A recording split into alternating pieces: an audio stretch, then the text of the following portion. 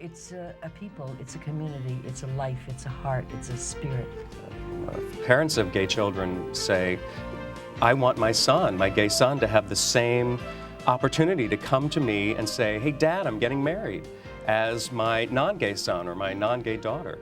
The heck would you want a picture of a tattoo of $1,000 on your penis for? You might just need to satisfy yourself sexually alone at that point. Do I regret it? Not one bit. Did I think that I would actually take it the next step and do it again? And what goes into their life, how they handle it. There are 12 houses, and each one of those houses has a particular function. Look into yourself, think about it, and just be whoever it is that speaks to you.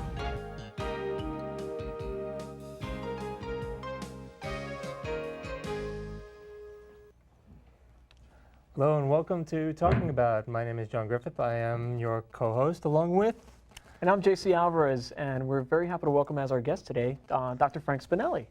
Hey guys, thank you for having me. No, thank you for coming by and for writing this amazing book. Well, thank you. Yeah, The Advocate Guide to Gay Men's Health and Wellness. It's a mouthful. It is a mouthful, yes, but such a great read. Thank you very much. Appreciate that. Now, why don't you tell us a little bit about yourself, Frank? It's like, maybe this is like the first introduction to our viewers. I'm a native New Yorker. I was born in Staten Island. I did a lot of my training in Manhattan itself. Initially, ironically, I started out as a surgeon. I did that for about 2 years, and then that was about the same time I actually came out as a gay man. So it was a big turning point for me. And then I went into internal medicine. I thought that was a better fit. And if you could imagine, at the time, it's about 14 years ago. Don't date yourself. I dated myself in the book, so it's over. So you could imagine that we've already hit the peak of the AIDS epidemic.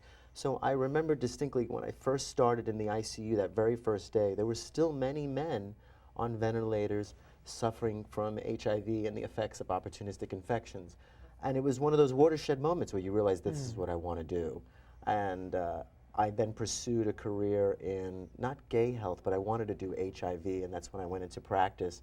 And I found that I wasn't prepared to deal with gay men. I mean, you could deal with, because a lot of men, a lot of friends asked me, why do we need a gay men's health book? We have men's health books. We're all made about the same way. What's the difference? And the difference is that the way we live, and that's what I really wanted to focus on. And so I started writing in magazines and nationally, and basically compiling information concerning gay men, what they were coming in, what they were asking me, and what I was looking up, and then saying, I think I have enough information to put a handbook together. And it wasn't so much reinventing the wheel. There's been books before it, but I wanted something that was very comprehensive, accessible, but yet, light, that you could read it and not think, oh, this, I just want to wrap myself in cellophane and hide. Yeah, and the book does handle a lot of serious topics with a light touch, which is why I found it to be such a page turner. So thank you for that. Well, thanks for saying that. I mean, that's one of the things you want to accomplish, and as a doctor, you tend to talk like doctors speak, and that could be very boring, and you always find yourself trying to clarify that. Right. And not dumb it down, but trying to make it basic. And my parents are from Italy, so I grew up speaking in a way that they could understand when I was explaining things to them. So I hope that that came across in the book, Oh, absolutely, actually. yeah. So I thought, what better way of doing it would maybe to just wrap it around my life story and sort of how I came into being a gay doctor and how I treat gay patients, and then also the stories that happen, because you could write a story about just being a Chelsea doctor.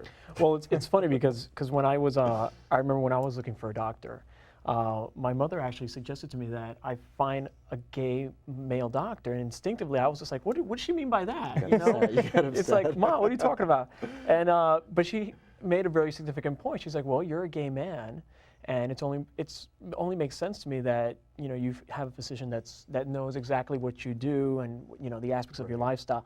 How important do you think it is that relation between doctor and patient? Well, initially I probably thought like you did. I probably would have thought, I want a good doctor. I don't want to just go to somebody because they're Italian or because they're gay. But it is important to have that kind of dialogue between a doctor that's already available, that he understands you, he already understands your life. And of course, initially I said, well, you should go to a gay doctor if you're gay. And then I got in a lot of trouble because I know a lot of great, gay-friendly doctors that aren't gay who who are very good, who are very open and honest. But I do make that point to patients and friends that are looking for doctors. I'd say, you know what, you should try to find yourself a really good gay doctor, because you'll just be more apt to telling him things you might not want to talk about with a heterosexual man. Well, because do you have to be like that, you know, up front? I guess you do. I mean, I don't really think about it, but I guess you have to tell your doctor as much about what you do in your lifestyle as possible. You know what really opened my eyes? Must have been about the 3rd year I was in practice. I think of myself as a very openly gay man. I don't hang a rainbow flag, but I just think it's there, you know. And a patient came in, and I went through the questionnaire, and one of them was, you know, are you sexually active? Yes. Do you have sex with men, women, or both? I learned not to accuse people of anything. Sure. He was like, well, that's none of your business. So I was like, okay, so we let that go. And then I remember when he came for the second follow-up visit, he was very upset with me. He says, I don't think you have that right to ask me about sex. And I said, well, I do have the right to ask you. You have the right not to answer. But that idea that he was closeted in a gay practice really shook me. Like, even towards each other, we have this barrier that we keep from each other because there's so much internalized homophobia. One of the most important things I thought about when I first came out was, I thought once I came out, it was going to be like gay solidarity. It was going to be like, hey guys, we're all in it together, aren't we? And it's not. It's almost like high school all over again. There were these cliques, and who went to the gym, and who was pretty, and I think even when we grow older, gay men still have those barriers of resistance towards each other. I'm not sure if I can trust you. So that translates directly with your doctor. So I learned from some of the best gay doctors. They're my medical mentors, and I named one of them, which is Larry Higgins, who taught me everything about how to talk to people and not say, are you gay? Because immediately that finger comes up and you think, oh, sure. Don't point your finger don't accuse at me of that. So it's almost having, instead of the finger, it's almost open the arms and say, this is the way we are here. I want you to feel free and comfortable to go about it as long as it takes for you to come to the realization of what you want to tell me. And one of the best things that ever came out of this book for me, and the experience of coming here and talking to people, is men who've come out because of it and said, you know, finally I thought I had to come out, and I was 40 or I was 50, and I thought I want to start living my life. And that's an inspiration for me to just want to continue doing this. Well, it certainly makes it easier to explain to your doctor if they know that you're gay, and if they're gay, it's kind of like how you're feeling about something, like, you know, I don't know what that is down there, but, you know.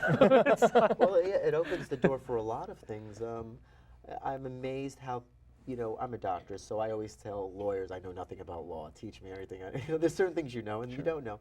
And when patients come in and said, oh, well, I got gonorrhea, but I didn't really do anything, and it's like, well, you did something.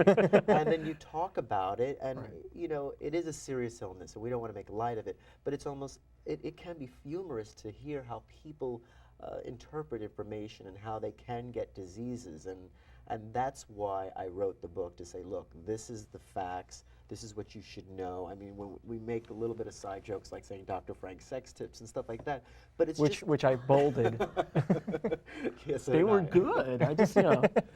But you know, you think it's so obvious we all should know that, but we don't, because we don't talk about it and we don't hear about it. You know, this is probably one of the best years. 2000 and beyond have been the best years for gay people, because we see such positive role models in the media.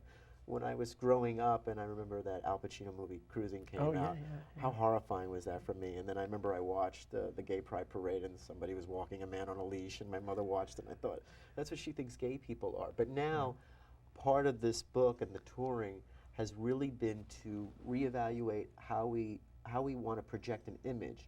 You know, men and lesbians are getting married now. They're having families. So promote that image. Promote happy awareness. Couples that are together. My best friend Eric and Scott are together like 14 years. These are the things we should promote, and these are the things I wanted to focus on in the book as a way of saying, you know, we do think that we're just like everybody else, and we exist and we cohabitate, but we do have to take ownership of the fact that we are gay. We shouldn't hide it. One of the great things about being one of the tricky things about being gay is that I said in the book, unlike any other minority, when you get picked on at school for being African American or whatever, you go home and you have your parents to identify with. When you're gay, you don't have that. So well, some people do. Well, some people do now, which is great. But when I was 10, I didn't. And so you grow up in this closeted existence, and the closet really is pervasive, and it goes on well beyond adulthood. And so then how do you come out of the closet, reconcile with this new identity you have, and then bring it forth into your world? I mean, I didn't say this before, but I had a ex-girlfriend who really just reconnected with me, and the fact that I had to say, oh, well, I'm gay now, and then she was like, oh, that's so cool, and now we're friends, but in this other way. And I think that's what's so interesting. So not to be cautionary, but just to say to gay men, still retain that gayness about yourself. That's still who we are as men and who we are as people. It's like, I don't know if you want to put your race first or your gayhood first, but it's got to be one of those things that you keep in the top three.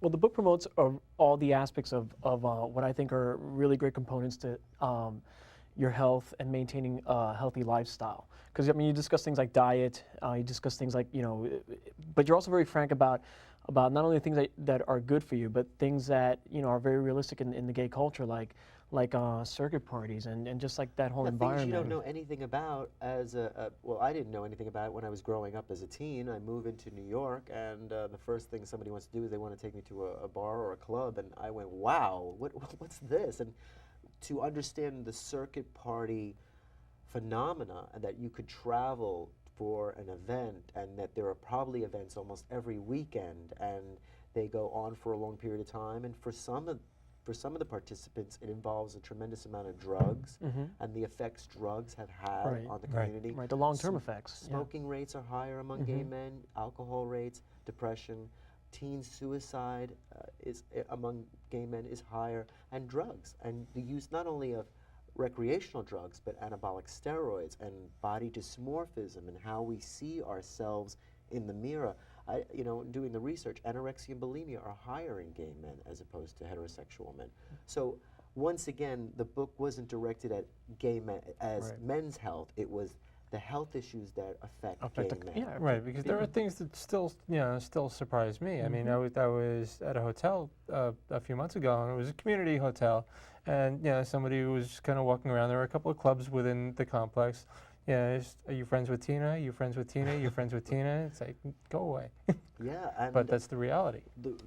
I was part of a panel at GMHC here in New York talking about crystal meth and still trying to reach men who do meth. And one of the interesting things that I learned from that, because it was a very heated, very controversial night, was that what are the stigma behind crystal meth? We think of drug addiction as people that are in the corner and they're all wrecked, they have no money. And we sometimes say it's even genetic. Certainly it is, but we forget about those who are I call them, they're functional addicts. They use drugs maybe once or twice a day on a regular basis, but still go to work. There was a great book called Overcoming Crystal Meth by a friend of mine, Dr. Steve Lee.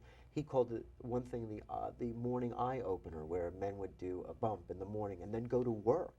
And then over the long term, how this affects the way you think. I mean, the paranoia, the almost schizophrenic-like paranoia about your day-to-day interactions. And when you're in it, you don't really see what's happening to you until you have no more money, or you're in the hospital, or you've jumped off a building. And that's what I think we've missed in the gay community, is redirecting that, and how do we get these guys to talk about their problems. And one of the issues with that crystal meth night was they tried to advertise it by showing this sexy guy, and that sexy guy could be a trigger for somebody to want to use meth. So there's a lot we don't know about this disease and how it affects men, but it's something we keep in the closet almost, because we don't really want to talk about it, because it's another one of those bad gay secrets. We don't want to deal with the drugs, because we don't want everybody to think we're this, drug crazed and disco ball, and we got our shirts off, and well, I mean, it's every part of the spectrum, but you have to see the whole spectrum, and people just see what they want to see sometimes, and that's tough. My feeling is that it's like HIV. I initially wrote the book because I felt that everything that we talked about that was gay health was HIV. They had become synonymous, and I thought, well, there's so much more to it. And when we were discussing it with the publisher, Allison Books, they said, should we include HIV? And I said, absolutely, but we can't really focus on it because HIV is its own book in itself. Well, and it's changed so much. But in the it's last something 25 that you years. have to say that affects gay men, and we as a community need to take care of that, just as we need to take care of crystal meth and other drug problems that happen, or other medical, problems that happen in our community. We have to take care of ourselves, and that means take care of you and me and our friends. Well, it's just amazing that we have so much information about the effects of crystal meth, long-term and short-term, and what any kind of drug can do to your body, and certainly how it's going to affect your health. But for anyone out there who thinks that this is just part of their lifestyle and it's just normal, what are some of the long-term debilitating effects of being a crystal meth addict? Well, I think before I get to that, before you think of, whenever someone looks at themselves and says, I don't have a problem, when I ask patients, do you do drugs, do you use recreational drugs, how much do you use, how much alcohol do you use, you really have to ask yourself, how much do I use, but also how does it affect my life? Have I had to miss work because of this? Have I missed opportunities or been late or shrugged things because I was too busy doing drugs, Right. or I chose to do drugs instead of something else that was more important? And then when you really think in those terms, you see how much the drug has made a choice for you as opposed to you, and how out of control you are, and how you've relinquished your control to the drug. One of the most interesting things is that we think of alcohol dependency as someone that needs to get drunk every night. But if you're getting inebriated every weekend, you could be classified as an alcohol dependent. It's just Right. the degree of how much you use and how it interferes with your daily living. I have a lot of friends who are in recovery, and while some of them lost everything, some of them say, I never got to the point where I lost anything, but I never gained anything. Exactly, and then also how it isolates you. Well, depression, anxiety. I mean, Of course, all that depression, anxiety, but also how the drug becomes almost something you don't want to share with others because you're embarrassed, so you do it at home, you do it at home alone, you refrain from keeping social contacts with your friends and your family, you're lying. It just becomes this cycle of abuse, and it's very hard. I've seen it firsthand with friends and close friends where you couldn't get them out of it, and realistically, I know we say it over and over again, but you really can't help someone. They have to want to help themselves. Absolutely, yeah. And one of the hardest things I've ever had to do is just shut myself off from that person and say, you need to move on, and I can't enable you. I can't do this for you because all I'm doing is allowing you to do drugs or alcohol and giving you an excuse to do it. And that's one of the hardest things you can do. You can always just lead a horse to water. I mean, I've gone to meetings with friends and I've tried to get them to go to meetings, but you have to want to do it yourself. So in the book, so much, I just try to outline basics about Right. it. There are other great books, especially Dr. Steve Lee's, who really outlines how it affects it. Long-term effects, we do know it involves dopamine. If you think about another disease state that involves dopamine, it's Parkinson's disease and those resting tremors. And incidentally, I love documentaries, and I had been doing, for the Crystal Meth Night, they called it Method Movies. And I was trying to look at movies that had something to do with crystal meth. And I found an interesting documentary that showed Adolf Hitler. Crystal meth was developed during that war, probably to help the kamikazes fly those long distances, but also they gave it to the troops so that they could stay awake. And the end of Hitler's life, he wasn't allowed to be filmed anymore. He didn't want to be filmed because he had like this pill rolling, which they thought was Parkinson's. But I, like a lot of other people, think he was a crystal meth addict. Wow, And you can that's a find frightening thought. Yeah. Well, you should think about it. Puts it in a different respect. But yeah, it does have those long-term effects like Parkinson's disease, and it definitely, we've seen CAT scans of what meth brains look like after long-term, and it does eat away, and it does cause all these cognitive defects. Now, we certainly want to bring, you brought up the point earlier about HIV in the gay community and how we really have to focus on HIV practice and how that's changed, because now the virus is, we approach it very differently than we did before. Yeah, I mean, we can actually say the word treatable, chronic disease. Those are the words we use now instead of deadly and incurable. Certainly when I first started practicing, it was a horrifying prospect to think I was going to have to tell somebody they were HIV positive. The emotionality of it, crying, thinking, okay, and I'm just going to give somebody this death sentence. And just recently, I've turned that corner where I can look at somebody and say, if this was 5 years ago, I'd probably be very, very upset for you right now. but I think there's a lot we can offer you. And I feel really strongly that there are two audiences you talk to when you speak to gay men. Those that are HIV positive and those that are not. And it's very hard to confuse the two together because your message has to be very strict. For those who are HIV negative, you want to say, you don't want this. You want to prevent it, you want to use condoms, and you want to be as far away from this as possible. And then you want to redirect and say, and then for those of you who are positive, there's a lot we can offer. There's some great treatments. You can live a longer life than we ever predicted 25 years ago. But it's very tricky On one hand, you have to instill some fear, and on the other hand, you have to ease the mind. I mean, I think in a lot of ways, after the 80s, we were so scared, we were so cautionary, everybody was petrified of becoming HIV positive that the pendulum swung all the way to the other way. And, and we started having all these ads for HIV drugs, like, hey, it's not so bad. Hey, one pill once a day. And hey, I can climb a mountain. Which is great, because we wanted to send a positive message to those who had HIV, but it almost put those who were negative into this frame of saying, well, if it's not so bad, then when I get it, I don't have to worry about it. Exactly, because I mean, it's like myself, I come from a generation that we were taught to fear HIV and taught to fear AIDS, and it's kind of like been a part of our life. But there's an entire new generation that just thinks, I'll just take a pill. And I'm very interested because when I was interviewing patients talking about this, I had my youngest patient ever that seroconverted. He was 23, and very upsetting story. And he's very grounded. He understands the disease state, and it wasn't a complacency issue. It wasn't one of those things where he was just stupid and didn't care and was careless. It was an accident. But he never felt like, oh, I didn't know the 80s and I didn't know how deadly it was and I didn't think it was that bad. He knew how bad it was.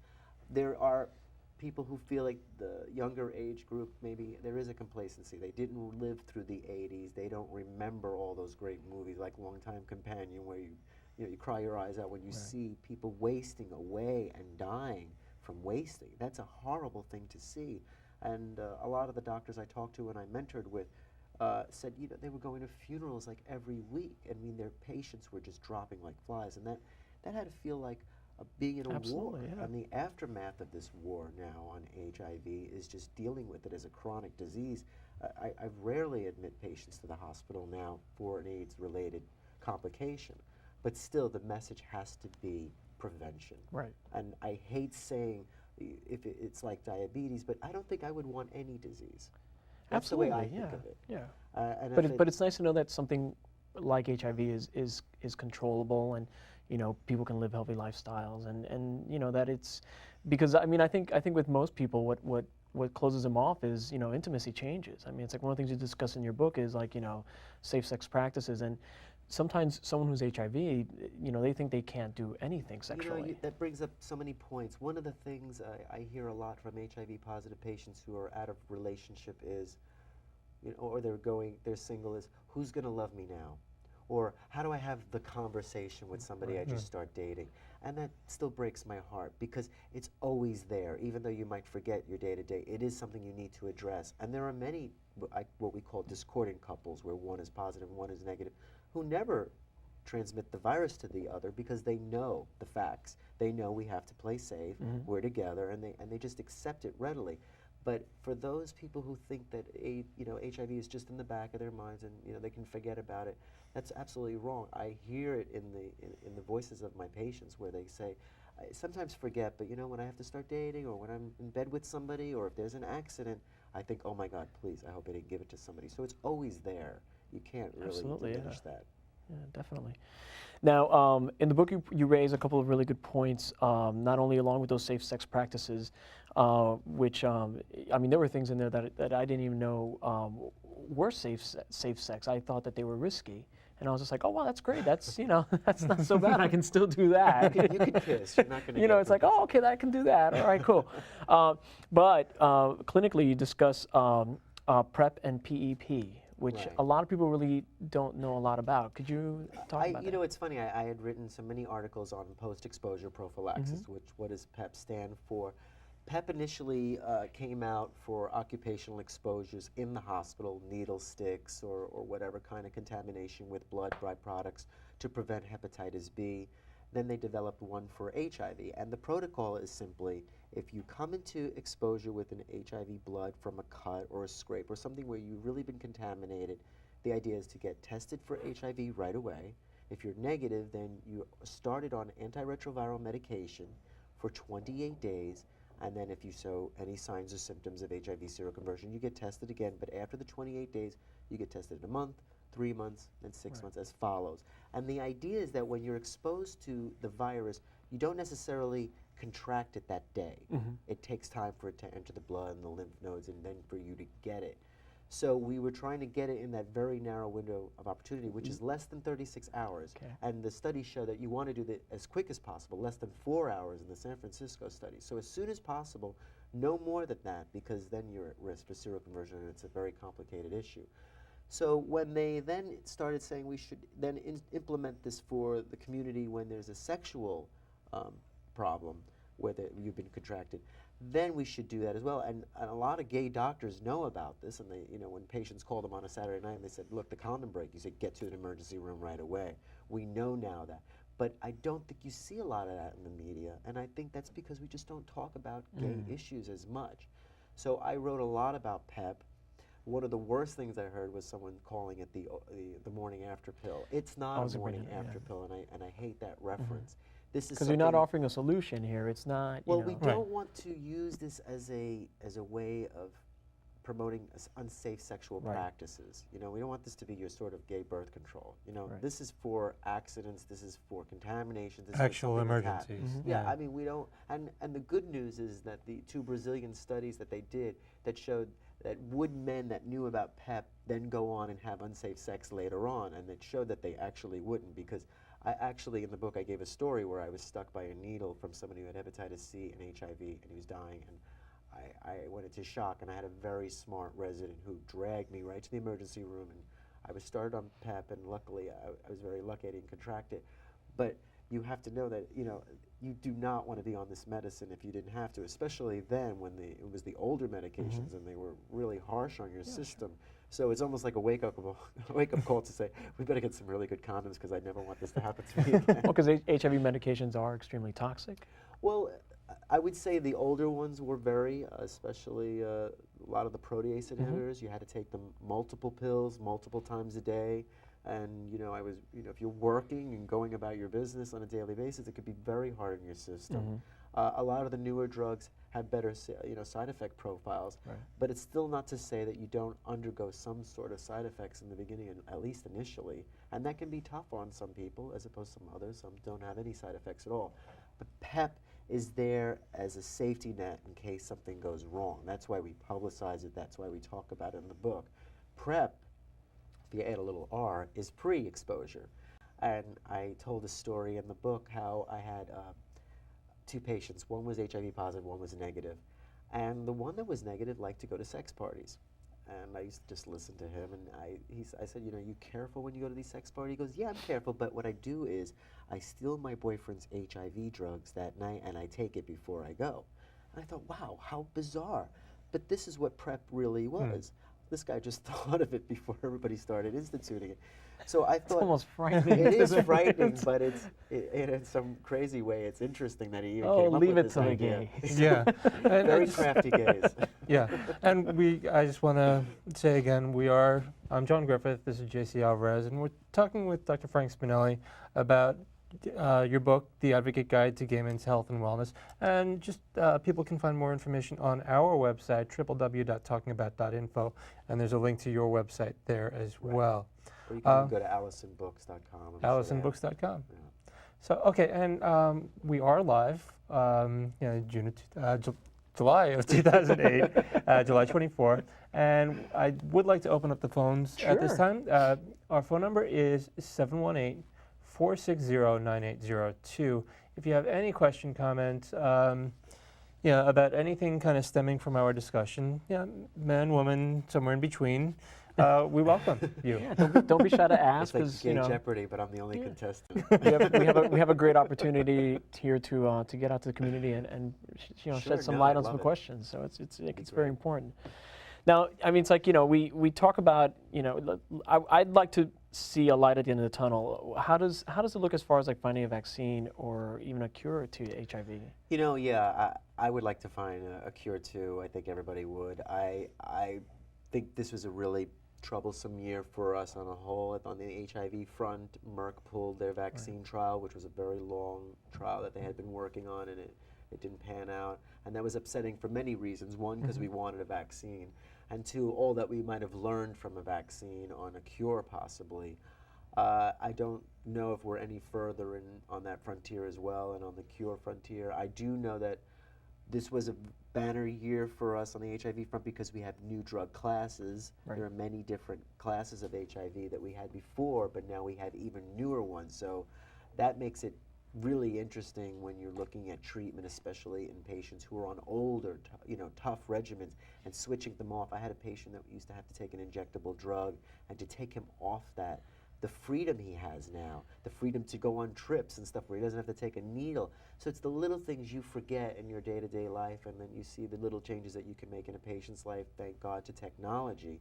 So I think we make advances in one way in treatment, not so much maybe on the curative side. Well, but those are still lights at the end of the tunnel. It's definitely, it's great. I think one of the things that drew me into, I'm an internist, but one of the things that drew me towards HIV was that it was like a new frontier. I mean, there were no textbooks. We were doing it on our own, and we were figuring it out. And one of the great things and the privileges that I have is that when I go to dinner programs where I meet other doctors and you see how they practice, and you think, wow, it's just like being on the frontier. We're all just trying stuff and seeing what works great.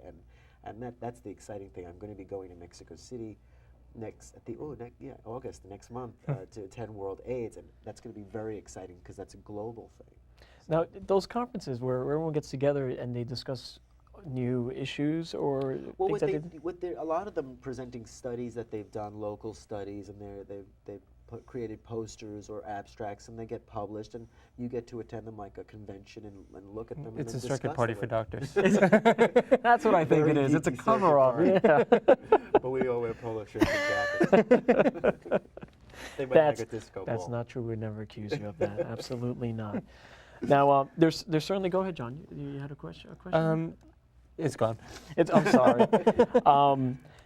We already talked about HIV and how important that is and how relevant it is to the community and so forth. But there's other STDs out there that we also have to take note of, and sometimes our relations with our doctors, it's like we lie. You don't want to open up. No, it's like, I have a blister. Well, I mean, when you think about it, in the grand scheme of things, the most prevalent STD is herpes.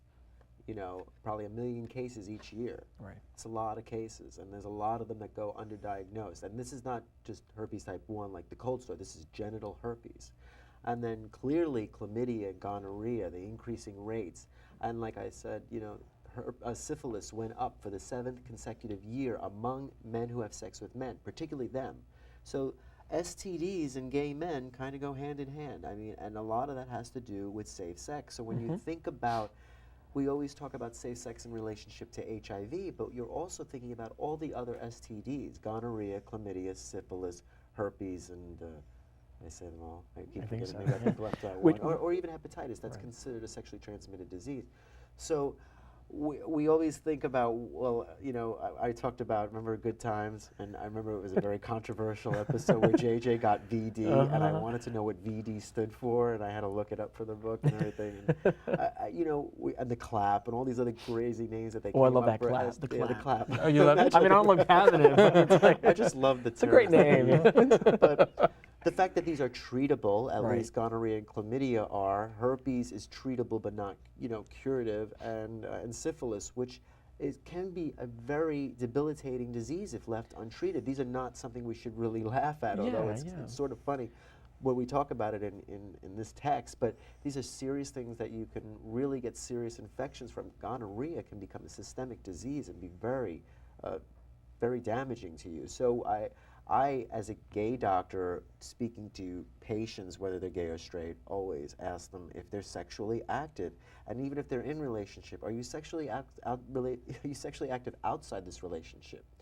Opening your mind that there are relationships that exist, that are not like, maybe my mom and dad, which probably, they were married since they were 17. There are gay couples who freely admit that they have sex with other people, whether it's alone, together, whether it's this don't ask, don't tell. And that's the role of the doctor, not to judge, but to just find out the facts so that you could better help them. You would imagine that if somebody came in with symptoms of an STD and you said, oh, don't you have a boyfriend? Yes. Well, then he must not have STDs. Well, then you're doing a disservice to everybody involved. So just talking about how sexually transmitted diseases get transmitted and just having that dialogue with patients. And the book establishes that relationship with between yourself and your doctor, and how you do have to have, that sort of like, just casual relationship, Right. I mean, casual to a point. Well, I mean, it's like that you can discuss certain things with and just be upfront about anything, because you have to rely on that individual and that information that you're getting. Yeah, I think one of the best things anybody ever taught me was that the relationship you have is very important, but you're in on it. You're in on the decision-making process. I can't just do everything. And there's a lot of times where you think you've told something to a patient, you've given them, you must do this, you must cut out your salt, you must cut out the low-fat diet, and then you never see them anymore. So. Well, no, you made me cut out all that stuff. Why don't I want to see you anymore? But that's the idea. The idea is to get the patient involved in their health and want to do better. And I've had a string of patients recently who were diabetic and hypertensive, which is still major health concerns for everybody, not just for gay men, but getting them involved in wanting to be healthier. And I loved my sister Maria, because she was always like on a diet. She used to say, I'm going to put the diet on Monday. Every Monday was diet day. And that's a wrong way to live. It's a lifestyle. So that's where the whole idea of this book, wellness, comes in. Not changing your life in that dramatic moment, but just altering it slowly so that you could live a happier, healthy life, in the long run, not just dramatically in one day. But what are some simple first steps that people can take to do that? Like as far as health and diet, I grew up Italian-American family. We ate everything that was wrong for you, everything that was fattening and gray, and we were probably all chubby, and it really dawned on me when I first moved out of the house what I could do to eat that would eliminate some of that. And obviously an exercise program is great. I commend that, and you should definitely see your doctor and see if you're able to exercise, because I think aerobic exercise is very good. A lot of gay men do weight training, but even alternating that with weight training and aerobic exercise can really help you lose weight if that's what you want to do, or just stay the same weight. I think eating, my big thing is remove anything white that's refined. White flour, white rice, I gotta sugar, have my white. and I salt. gotta have my Wonder I Bread. know. But you can make some concessions. It's not about restricting yourself fully. It's just about making these alterations. I had very high cholesterol when I was in my 20s. Now I don't. I've made certain changes. I love cheese, but I try to stay away from it a little bit. But if I go to a restaurant, I'll eat it. So it's just making these little agreements with yourself about what you can give and take to yourself. And you can't think of everything as being a punishment, because that's not a way to live. If you think I can never have ice cream again, you're going to be depressed all the time. So you give yourself a little reward once in a while. Yeah, so that frustrates me, because I like to eat. Yeah, well, I do. You can stand it. No, but I do, and it's like a really, and I'm Cuban, and it's kind of like it's our food isn't exactly the healthiest in the world, but like when you break it down, I remember my mom used to make substitutes, like when she'd make a traditional Cuban meal. Some brown rice in there. Well, she would. Well, that's good. And I That's thought, smart. oh hey, it's like it was a switch, but it was it helped me as an adult kind of like make that transition. It's so hard. Even every time I go home to my parents, even like this past weekend, my mother's making pizza, and I'm just cringing, but I'm going to eat it. And I see that my father had heart disease. Right. My mother's got high cholesterol. There's stroke in my family. It's like the trifecta. It's waiting to happen to me at any moment. And you have to make these adjustments now before it's too late, because you don't want these decisions to be made for you. And the other thing is, I grew up in a household that didn't take medicine. My mother didn't believe in medicine. So Or going to the doctor. Exactly. We never went. And so I don't know how I'm a doctor. That's why she doesn't want to talk to me. But I understand that. So I'm a little remiss about putting people on medications right away. And getting back to the HIV, that's another big step. It's that you're going to go on this medication for the unforeseeable future. Right. If there's something you could avoid, like cholesterol medication, maybe with diet, then do that. Try to fix what you can in yourself before you have to rely heavily on medication. That's my belief. Okay, and we are taking calls. We are live at 718-460-9802. Feel free to chime in with a question or comment as you see fit. We welcome your calls. Now, you brought up a really interesting point, family history. My mom recently passed away. She had cancer, and I recently found out that my grandfather also had cancer. And my brother, who hadn't seen a doctor in almost 20 years, you know, and he's 44, you know, was asking me, he's like, well, should I go see a doctor? And I'm like, well, what do you think? You know, your mom just passed away of cancer, and historically it's in our family. Is it important to look at our family histories as far as like how it affects us? Absolutely. I feel like your family history is probably the most important predictor of illnesses in your life. I mean, we look at all the Framingham studies that look at heart attacks, how they're directly related to family history, cholesterol, and other things that are just linked genetically. And it's important for you to tell your doctor, especially, you know, one of the questions I ask is, are your parents alive? How old are they? What are their medical problems? And then if they're deceased, what did they die from? And at what age did they die from that? You know, my father, I think, had his first heart attack in his late 40s. That says a lot for me. And then he had, you know, quadruple bypass surgery and a valve. that opened my eyes a little bit. I need to worry about heart disease in me specifically. Being men is also a link to higher risk. So that brings up a very good point, especially certain cancers that run in family. We know about breast cancer in women, but there are other cancers that are related that are definitely genetic, and you should always bring that up to your doctor. And I think that portion where we call it the social history and the family history really needs to be really investigated, especially when there's a disease that's throughout generations, especially when we say first-degree relatives like your father, his brother, maybe their father. We know colon cancer. The top three you have to consider are really important things you need to rule out when you're looking at your life. And your brother at 40, definitely.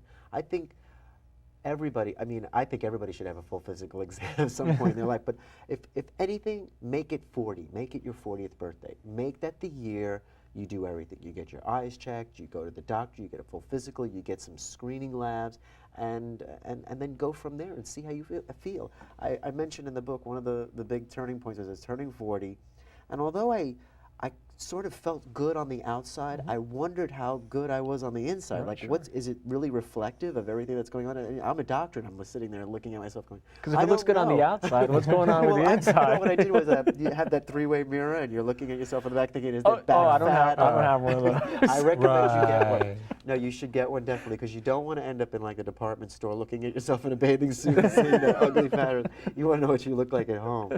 But it's important for you to almost examine yourself. Don't be afraid. Don't be shy. Get in front of the mirror and look at yourself. And notice if you have moles on your back or on your legs, get them checked out by a dermatologist. Don't leave anything to just, I don't want to know it. What I don't know won't hurt me. That's a wrong way to live. Take a very active participation in your health care. Really go into your doctor with a list if you have to. And I know every doctor in the world is going to kill me for saying that, but a list of a couple of questions. I'd like to talk about this. I have this that runs in my family. Should I be concerned? What do I have to do at this age to be healthier? Those are great questions. I would appreciate those questions. Most patients come in and they say, I want every blood test. I want to know what cancer I want. If there's any because you cancer test, panic. It's like, you know, you usually don't go to a doctor unless something hurts or it burns. That's when you go see a doctor. You're saying a lot about yourself. No, I don't have those kinds of problems. Right. I'm just saying, you know, I've read stories. No, I understand. No, of course. I mean, everybody, a lot of people wait for the last minute to go to a doctor. They try to avoid it as much as possible. But it would be better off for you to just do that. Every birthday is the day I go see my doctor. Is the, you know, sort of around the time. And I tell a lot of patients, your birthday is your anniversary. That's when you come in and we do the full physical and the whole shebang, and then you can feel free to avoid me for another year.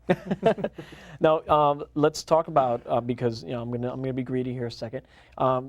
Cancer. I mean, it's like, you know, I'm 36, which is, you know, relatively young. But should I be worrying with my family history about? Well, I mean, not that I know too much, but obviously, the younger you are, the less you have to worry about cancer. I had a patient today who's 23. You know, he's worried about like he's having heart attacks. You know, the tendency is that the younger you are, the less you have to worry about it. There are certain cancers that are linked to age. If you were in your 30s, I might tell you that men should be very concerned about testicular cancer. And I teach men how to perform a testicular exam on themselves. Obviously, once you get past 40, 50, we can demonstrate that on another show. 40 and 50, you worry about prostate cancer, colon cancer screening. So there are recommendations by the Cancer Society that you look at according to age and what tests you might need.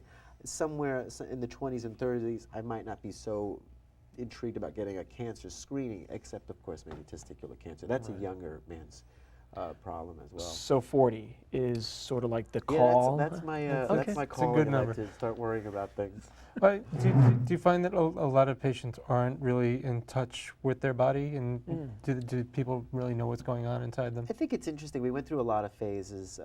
Certainly the aerobic phase where everybody wanted to have great bodies during the 80s, and really working out made a lot of people really get off the couch and want to go back into the gym. Gyms have just exploded. I mean, there's like a gym on every street corner in New York. Well, and I think if you're down in Chelsea, yeah.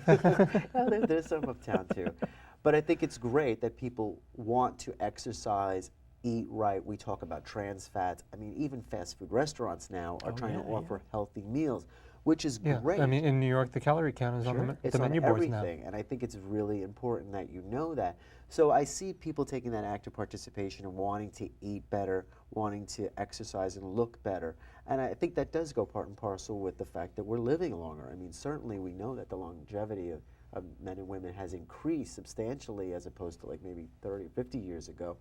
But I could see where you could see like a certain percentage of people don't want to know anything, and they just live their day to day, and they don't even want to get their eyes checked, and they need glasses, and that's upsetting, because I think when I see certainly men my own age, I think go to the doctor already. Just go and don't be so afraid. It's not such a horrifying experience.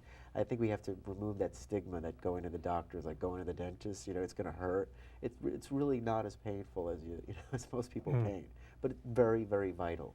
And as you prove in the book, if you have the information, you're one step ahead of the game, because once you have information, it's it's like easier. Anything. I mean, once you have some sort of information, it dispels the myth. So then you don't like let it fester in your head and create this big, oh my God, I can't go to the doctor. I know it's cancer. I know it's cancer. And you hear patients say Where's the Windex? Where's the Windex? Exactly. My mother used Vicks. Vicks on everything. My mom used to use Vicks on everything too. I don't know what was it. She loved that. It just smelled really great. It was a cure-all. Yeah. That's tough. Tough on the senses. Yes, it was. Yes. But then, I mean, I know with myself, I had the best of intentions with most things, and I follow through. I mean, I eat very well. I guess probably about 80-85% of the time. Too much sugar, I know that. But then there's the other side. The physical activity. I belong to a gym. Right. I pay the dues every month. But that should be enough, right? It's an exercise on your wallet. But well, then make that deal for yourself where I might go once a week. One of the things we do, it's unfortunate that we do this all or nothing. Well, if I don't go every week, or if I don't go every day, then I shouldn't go at all, and it becomes this burden to us that we don't want to get out of bed. So go once a week, or walk, or go for a bike ride, or do something that's out of your activity. The easiest thing you can do if you work in an office, take the stairs. Just change yourself from your natural activity to give yourself some more physical activity, which will really help you in the long run. I mean, I have to actually try to go to the gym in the morning, because if I don't go in the morning, I'm never going to go. And sometimes there's nothing more I want to do than just lay in bed and rest. But if you if you make yourself that deal at, okay, I'll go twice this week. Right. Just make yourself that little change. It's nothing that has to be so dramatic. We think it's either all or none. Maybe we've been brainwashed by TV that we have to look a certain way, but if you just make minor adjustments, you can really change your life. You raised a good point before. You said, it's especially gay men, it's like all we do is want to go to the gym and work out, but there's other things. Well, it's they're obsessed. It's like you work out and you lift weights, but I mean, it's like yoga's a fantastic exercise that everyone's sort of just like. There are many different ways of exercising. You don't even have to always go to a gym. I mean, walk your dog. Please. You know, please. But no, you're right. I mean, you don't necessarily have to go to a gym. I know a lot of friends who take yoga. I know a lot of friends who go bicycle riding or jogging, even own a stationary bike and use it, you know, not just hang their clothes on it. But that commitment to yourself that you're just going to change something about your lifestyle in the next few months and give yourself little goals. That's the best thing you can do instead of saying, well, if I got to lose 20 pounds.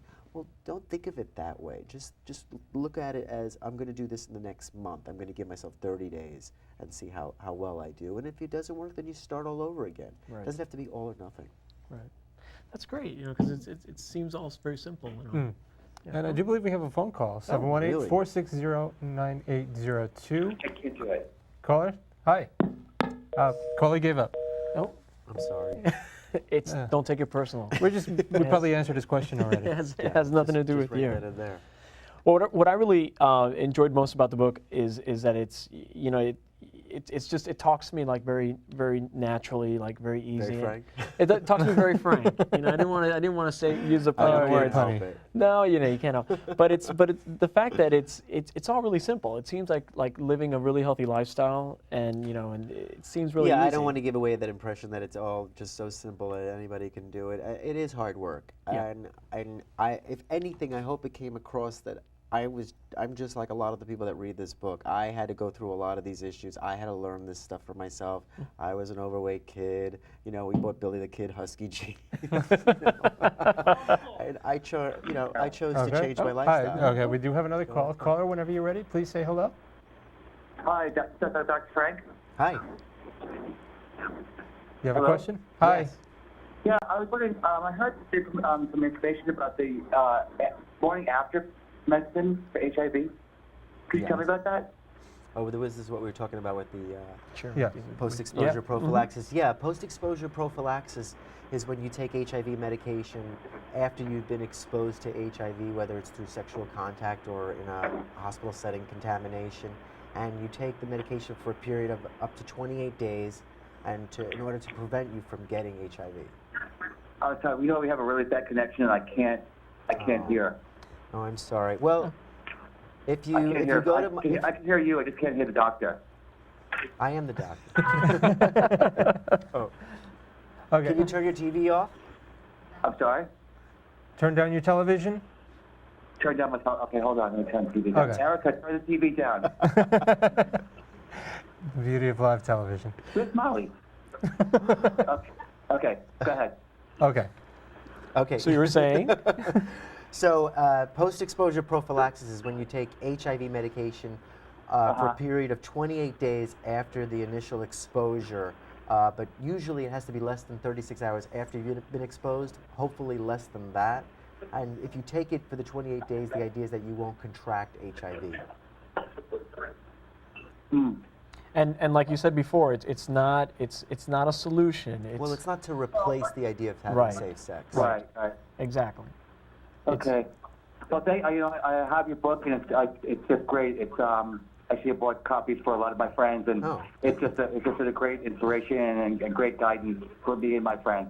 Well, thanks, Mom. I just want to say thank you very much. All right, well, thank you for calling. Okay. Yeah, it must be a really great feeling for you as a doctor, like when you help a patient like that, like find something that they didn't know was there before and help cure them of something. Yeah, I mean, I think that's or offer advice. That's the beauty of medicine, and a lot of what my mentors have said to me is, being a doctor can be very tough. I mean, you deal with a lot of, a lot of people go to the doctor for, when you get things sick. Sick, so you hear a lot of big complaints. And I think when you finally feel like you've helped somebody that day, it's such an accomplishment. And that's the beauty, especially with something that's like a disease state like HIV or cancer, and you actually go through it with them, and then you come out of it with a really good outcome. Yeah, there's nothing that could be better than that. That's really the reward in medicine. but you don't get those days every day. So Well, it's a process. Now, the book again is The Advocate Guide to Gay Men's Health and Wellness, and we certainly hope that you're thinking of a follow-up, right? Oh, I'd love to. Why don't you contact Allison Books? Well, no, because be in their bonnet. Well, because it really is a great start. Well, I think, if the book stays in print, definitely I'd like to do a follow-up.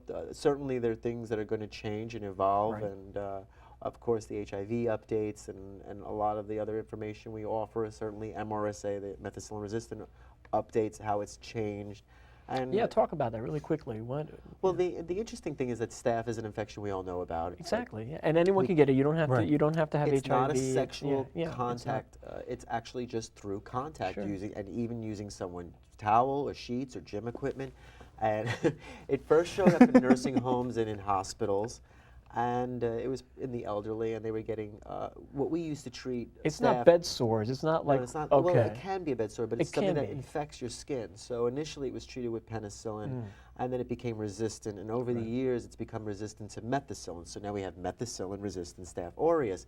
And in the past few years, we've seen a surge in the population in gay men, probably because of the use of gyms and jacuzzis and just the contact that they have.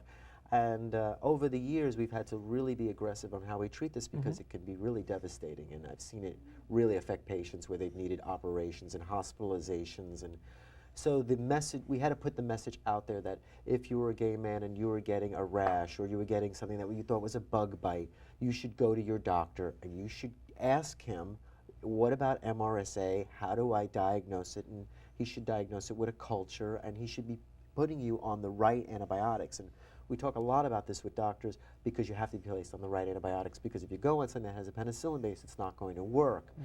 And then recently there was a new multi-drug resistant strain of MRSA that cropped up in San Francisco and I think also in Boston. And a lot of the media picked up on this story and started calling it the new HIV and really Yeah, we heard about that, blaming gay right. men. And I think it appeared in a London and Australian newspaper. And I was really proud of the Advocate themselves for coming out with an article saying, look, this isn't a gay disease. This is something that it's Anyone affecting can gay get it, men. yeah. And we need to address this, because I think when we live in that fear where we're going to scare you into something, what does that do? That makes you want to stay home and not take care of that bug bite. So the idea was saying, no, we need to really teach our patients and our community about this. Go and see your doctor, go get tested, go get treated. And it was definitely so important that I had to make a whole section for it in the book. And I think I think in the slideshow and in the book we show some pictures. And it can look so unassuming as a small little pimple on your chin to something that looks, really horrifying. Well, And if your doctor is Frank, why would you not want to go see your doctor? Exactly. No, I But don't know. just in I the don't last know. few seconds of the show, You just mean we're done?